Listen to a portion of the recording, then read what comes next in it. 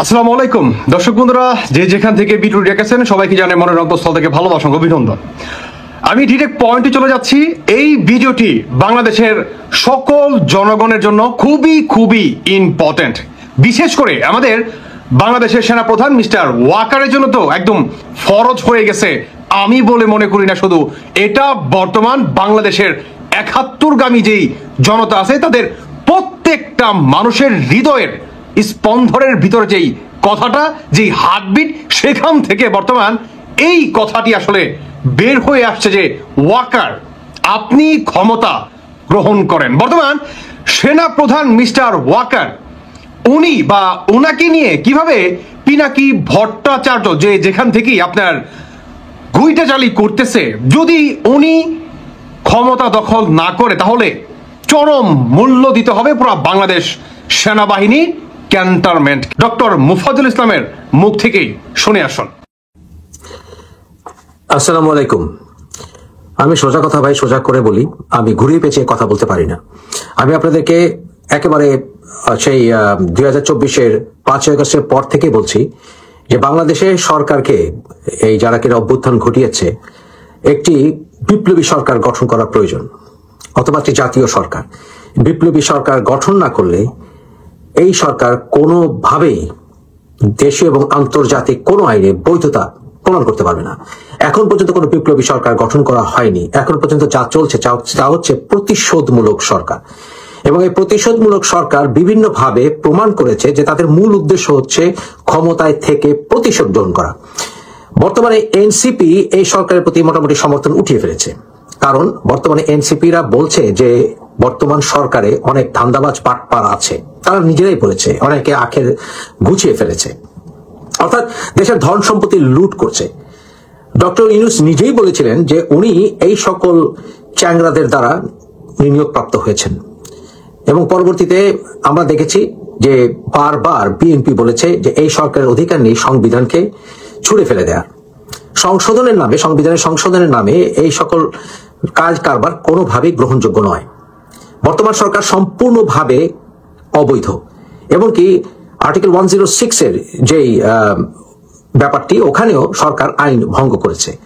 বর্তমানে বিচারপতি নিয়োগ থেকে শুরু করে এমনকি তারেক রহমানের ব্যাপারে রায়, 21 আগস্ট গ্রেনেড হামলার রায়, সবকিছুই রায় হচ্ছে এই সরকারের নিয়োগপ্রাপ্ত, এমনকি বিএনপি সরকারের আমলে নিয়োগপ্রাপ্ত বা বিভিন্নভাবে বিএনপি প্রো বিএনপি বিচারপতিদের দ্বারা, যেগুলো আইনকে প্রশ্নবিদ্ধ করেছে।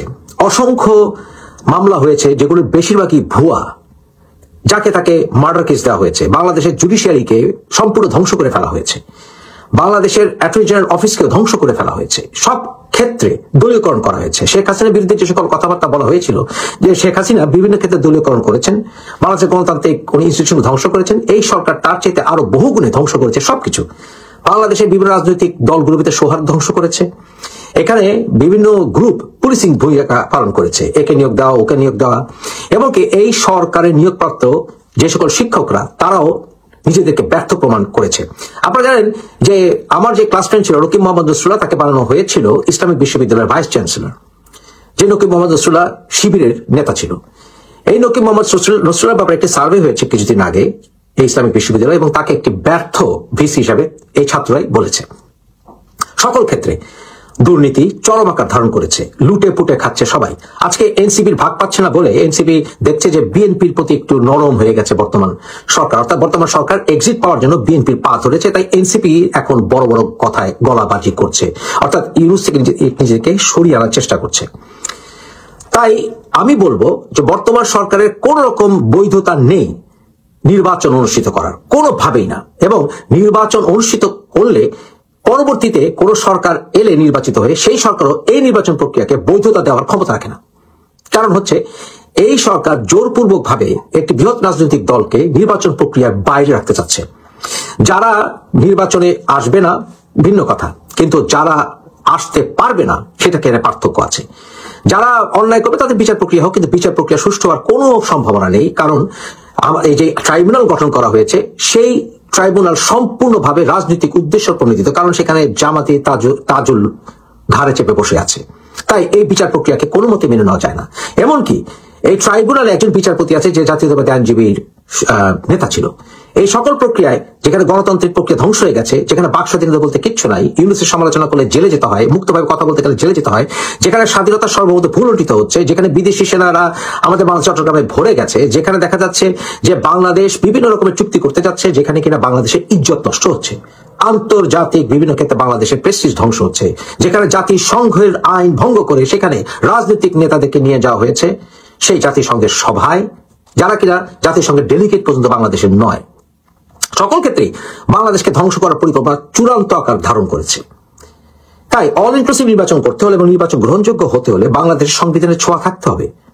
তাহলে এখানে রাষ্ট্রপতি কেন বসে আছেন? রাষ্ট্রপতির দায়িত্ব আছে, সেনাবাহিনীর প্রধানের দায়িত্ব, ওয়াকারের দায়িত্ব আছে একটি সুষ্ঠু নির্বাচন হোল্ড করা। আপনারা জানেন, আমি এবং আমরা যারা এরশাদ বিরোধী আন্দোলনে আমরা যুক্ত ছিলাম, আমরা সেনাবাহিনীর শাসন পছন্দ করি না, কিন্তু জাতির এই ক্রান্তি লগ্নে একটি সুষ্ঠু নির্বাচন হতে হলে, নির্বাচনের পরিবেশ সৃষ্টি করতে হলে অবশ্যই সেনাবাহিনীকে ক্ষমতা গ্রহণ করতে হবে এবং সেনাবাহিনী ক্ষমতা গ্রহণ করে সেনাবাহিনীকে সুষ্ঠু নির্বাচনের ইমিডিয়েট ব্যবস্থা করতে হবে। সেটা সেনাবাহিনী ছাড়া হবে না। বাংলাদেশে তাণ্ডব হবে, কারণ এনসিপি বিভিন্নভাবে হুঙ্কার দেওয়া শুরু করেছে। যদিও তারা আর কোনো গণ অভ্যুত্থান, মানুষকে বোকা বানানোর আর কোনো প্রক্রিয়া তাদের হাতে নেই, তাদের সেই ক্ষমতাও নেই, তারা এখন নিজেদের বাবা প্রাপণ পরাণ বাঁচার অবস্থায় আছে। তাই আমি বলবো, ওয়াকার সাহেব, আপনি আপনার নিউট্রালিটি প্রমাণ করেছেন, যথেষ্ট সহ্য ক্ষমতা দেখিয়েছেন, তাই এখন আর আমি বলবো আপনার নিশ্চুপ থাকার সময় নেই। আপনি আমাদেরকে বলেছিলেন যে আপনার উপর আস্থা রাখতে, এবং আপনি 18 মাসের একটি কথা বলেছেন, সেই 18 মাস অপেক্ষা করতে গেলে দেশের 12টা বাঁচবে। তাই জাতির বৃহত্তর স্বার্থে এবং বাংলাদেশ সেনাবাহিনীকে টুকরো টুকরো হয়ে যাওয়া থেকে রক্ষা করতে অবশ্যই ইমিডিয়েটলি আপনাকে ক্ষমতা গ্রহণ করতে হবে এবং প্রেসিডেন্টের এই বিষয়ে পদক্ষেপ নিতে হবে। প্রয়োজনে আপনারা যেখানে শিরিনকে লুকিয়ে রেখেছেন সেখান থেকে শিরিনকে বের করে নিয়ে আসুন।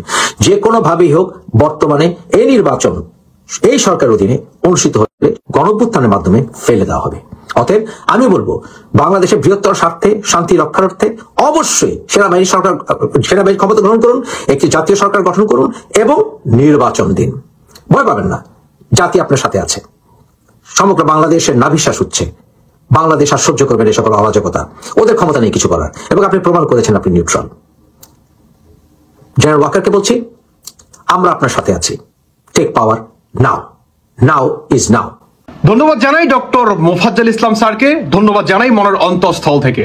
দর্শক বন্ধুরা, আপনারা বুঝতেই পারলেন আসলে আর তো কিছু বলার নাই, সবকিছু এখানেই ডান, তাই না? আর কিছু আমি মনে হয় না, আই হোপ যে আর কিছু বলার প্রয়োজন আছে। এই ওয়াকার যদি এখন পর্যন্ত ক্ষমতা উনি তার হাতে না নেয়, মানে ইউনুসকে তো বর্তমান আপনার চর থাপ্পুটা শুধু মারা বাকি এই ইল্লু পিঙ্কুদের, এখন নাকি ওয়াকার নাকি কান্না করবে। দেখতেই পাচ্ছেন, মানে ইউনুসকে আপনার ধরছে আর ওয়াকার কেউ ধরছে, কারণ অন্তর্বর্তী সরকারের গঠনের ক্ষেত্রে সবচেয়ে বড় যেই অবদান সেটি হচ্ছে আমাদের বাংলাদেশ সেনাপ্রধান মিস্টার ওয়াকারের। তাই সবাই এখন মানে যারা নাকি কিংস পার্টি, যারা নাকি গণ অভ্যুত্থানের সাথে খুব বিশেষভাবে জড়িত ছিল বা যাদের হাত ধরে এই গণ অভ্যুত্থান হয়েছে, বর্তমান তারা সবাই সেনা প্রধান মিস্টার ওয়াকারের দিকে আঙুল তুলতেছে। ইভেন প্রতিজন জেনারেলকে পর্যন্ত দায়ভার চাপাচ্ছে। এর ভিতরে 13 জন বর্তমান ইনস্ট্যান্ট সেনাবাহিনীতে চাকরিরত অবস্থায় আছে। এবার ভাবেন কত বড় ষড়যন্ত্র হচ্ছে, মানে 25 জনের নামে অলরেডি ট্রাইব্যুনালে যে গঠিত করছে অন্তর্বর্তী সরকার, সেখানে তাদেরকে অ্যারেস্ট ওয়ারেন্ট পর্যন্ত বের হয়ে গেছে, মানে তাদেরকে অ্যারেস্ট করতে হবে। আর সেনাপ্রধান মিস্টার ওয়াকার উনি দিচ্ছে না। মানে আর কত অপমান করলে ক্যান্টনমেন্টকে, আর কত মিথ্যা মামলা দিয়ে এভাবে হয়রানি করবে সেনাপ্রধান মিস্টার ওয়াকার? আপনি কি বলেননি যে মিথ্যা মামলা দিয়ে আর কাউকে গ্রেফতার করার কোনো বিন্দু পরিমাণ সুযোগ নেই? কোথায় গেল আপনার সেই বক্তব্য? কোথায় গেল সেই আপনার জনগণকে দেওয়া প্রতিশ্রুতি? কোথায় গেল? দর্শক বন্ধুরা, আর কিছু আসলে বলতে চাচ্ছি না, তবে আরো একটি লাইন বলি, যদি এই ওয়াকারের ওনার যদি বিন্দু পরিমাণ আত্মসম্মান থেকে থাকে, তাহলে উনি ক্ষমতা ইনস্ট্যান্ট নাও দখল নিতেই হবে, কারণ এই সরকার অবৈধ এ থেকে জেড পর্যন্ত। ভালো থাকুন দর্শক বন্ধুরা, বাকিটা আপনাদের ব্যক্তিগত মতামত অবশ্যই জানিয়ে যাবেন। আল্লাহ হাফেজ, আসসালামু আলাইকুম।